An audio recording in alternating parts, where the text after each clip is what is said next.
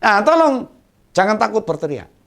Jika ada pelanggaran, ada kecurangan, ada penerabasan aturan, kemenangan Pak Ganjar Profesor Mahfud sudah diambang pintu. Mari segera kita jemput Pak Ganjar dan Profesor Mahfud untuk memimpin negeri ini. Selamatkan demokrasi.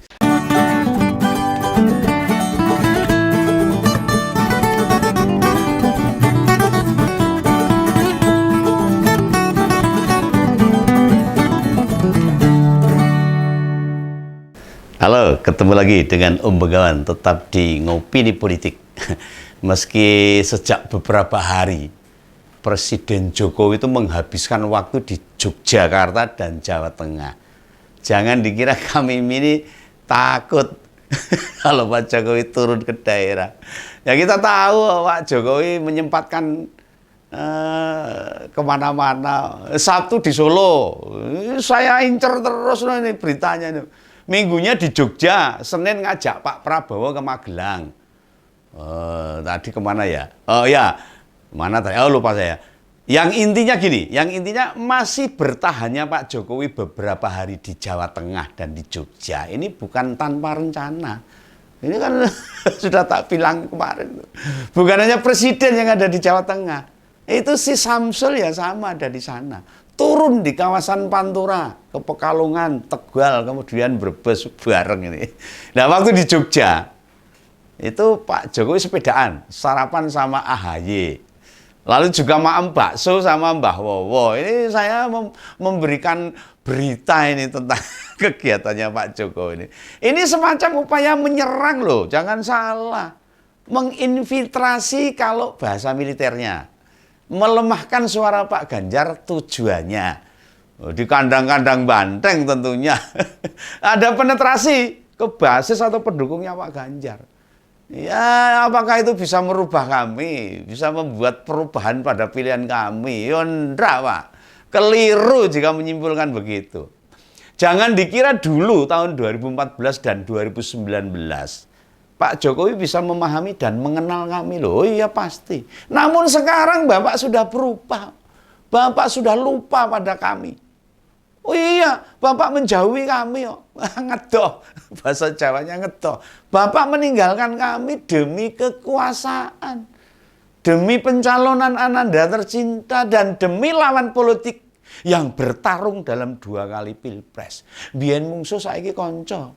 Sing jas dulu konco dimungsuhi. Ini paham kan itu? Lah ngompolers, Jokowi tak lagi kita. Iya, bahasanya begitu. Bukan lagi kita, sudah tak lagi mengerti apa yang kita rasakan. Jokowi tak lagi bersama-sama orang-orang kecil, orang-orang biasa. Yang selalu penuh cinta, penuh kedamaian dalam beberapa acara presiden. Bareng rakyat menunjukkan hal itu. Lah sudah mulai beberapa orang berani sekarang meninggalkannya sudah berani. Sudah tidak respect lagi. Meski Jokowi masih bicara, ya rakyat sudah jengah, sudah muak. Wes ngerti ya, sudah emoh. Emoh itu nggak mau. Sudah tidak lagi percaya sama Pak Jokowi. Kunjungannya ke Salatiga dan ke Magelang, rakyat sudah mulai melawan kepungahan presiden. Tidak hanya memakai kaos berwarna merah loh, warga juga menyambut Jokowi di tepi jalan dan mengacung-ngacungkan salam metal, salam 3 jari. Sambil berteriak, hidup Ganjar, atau Ganjar Mahfud Presiden.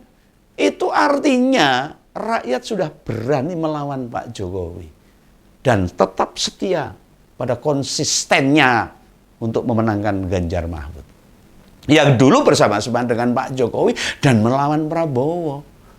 Lah dulu itu Ganjar itu membela Pak Jokowi melawan Prabowo.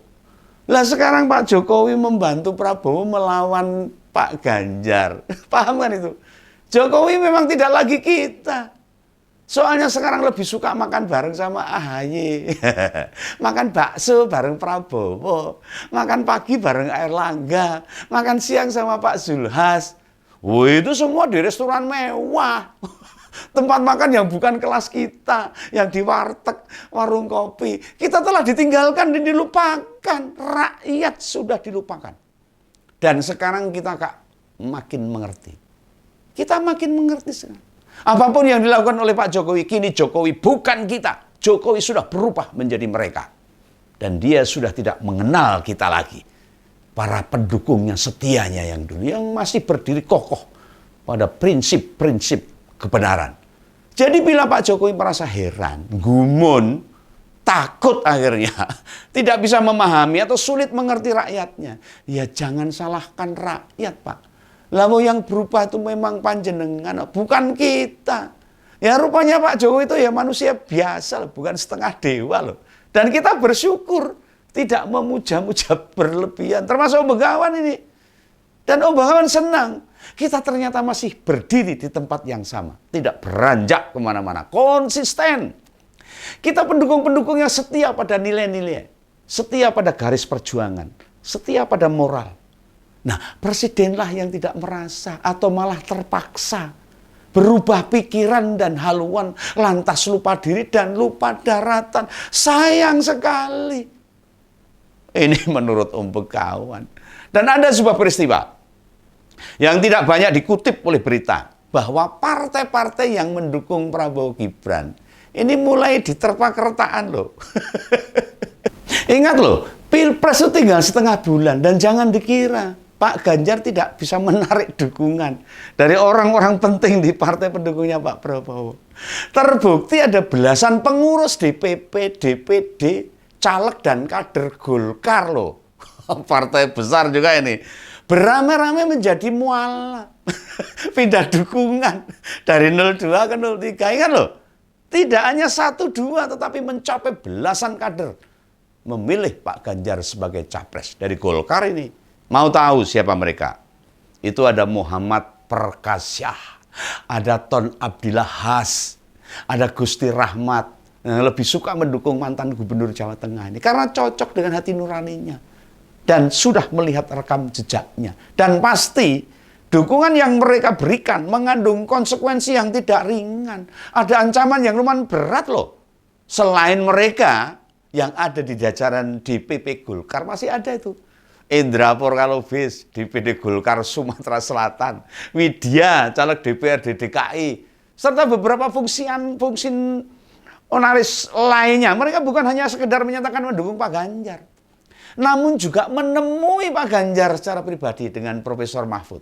Belum lama ini, baru aja. Tentu ini bukan peristiwa sederhana loh, ora sederhana. Melainkan dilandasi akal sehat serta hati nurani yang jernih. Bagi mereka, bila pun dipecat, no problem, tidak masalah. Nah, berdasarkan penuturan mereka sebenarnya di internal Golkar itu ada polemik yang makin menajam. Ada bentrek.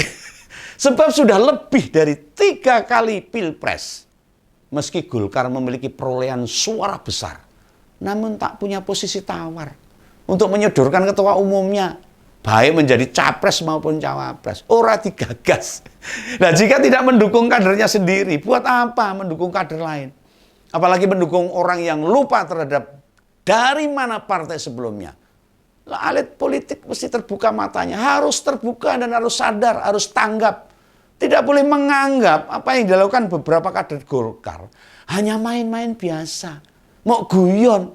Tidak, kita tahu Golkar itu partai kawaan, partai ciamik kalau Om Begawan ngomong.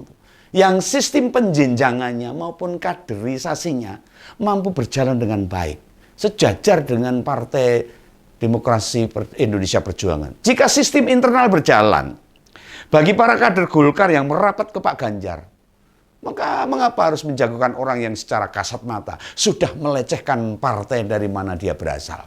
Iya no.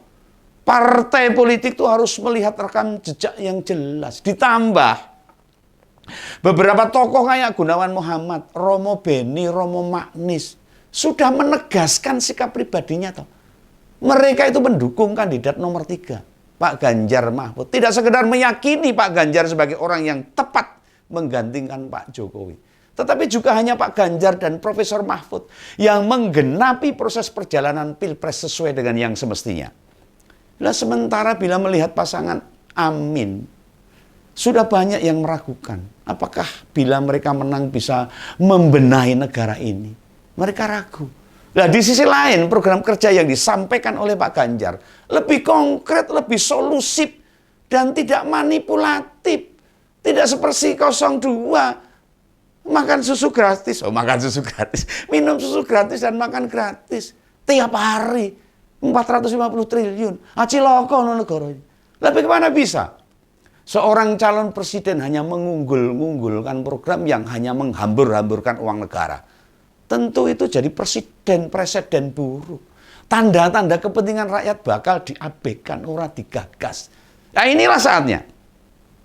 Rakyat punya pertimbangan jeli dan matang. Ini bukan hanya memikirkan kita sebagai warga negara loh, tapi melupakan anak cucu yang juga punya hak hidup nantinya, serta memberikan kesempatan pada rakyatnya yang kreatif. Nah, sebenarnya banyak yang tahu lah, pendukung Prabowo Gibran justru makin membuat masa demokrasi kita terancam bobrok. Tidak jarang orang malah berani bilang, welcome back Orde Baru. Wah, motor. Dan dukungan para kader Golkar pada Pak Ganjar ini bukan pertama kalinya. Sebelumnya sejumlah pendiri Demokrat yang tergabung dalam forum lintas pendiri dan deklarator kader sudah melakukan hal yang sama tahun lalu. Mereka juga beramai-ramai mencabut dukungan Prabowo Gibran dan lebih menyenangi mendukung Pak Ganjar dan Profesor Mahfud. Termasuk PAN di Cirebon itu seluruhnya dukung Pak Ganjar.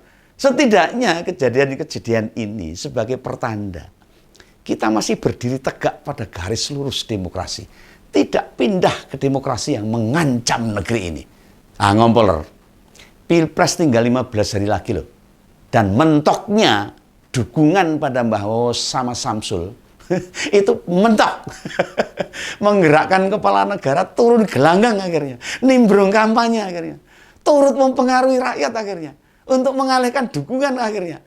Ini sih disebabkan kesalahannya dewi. Kesalahannya sendiri ini. Nah, tolong jangan takut berteriak. Jika ada pelanggaran, ada kecurangan, ada penerabasan aturan, kemenangan Pak Ganjar Profesor Mahfud sudah diambang pintu. Mari segera kita jemput Pak Ganjar dan Profesor Mahfud untuk memimpin negeri ini. Selamatkan demokrasi. Inilah Om Begawan dalam Ngopini Politik. Ngompol. Sampai jumpa. Salam Begawan.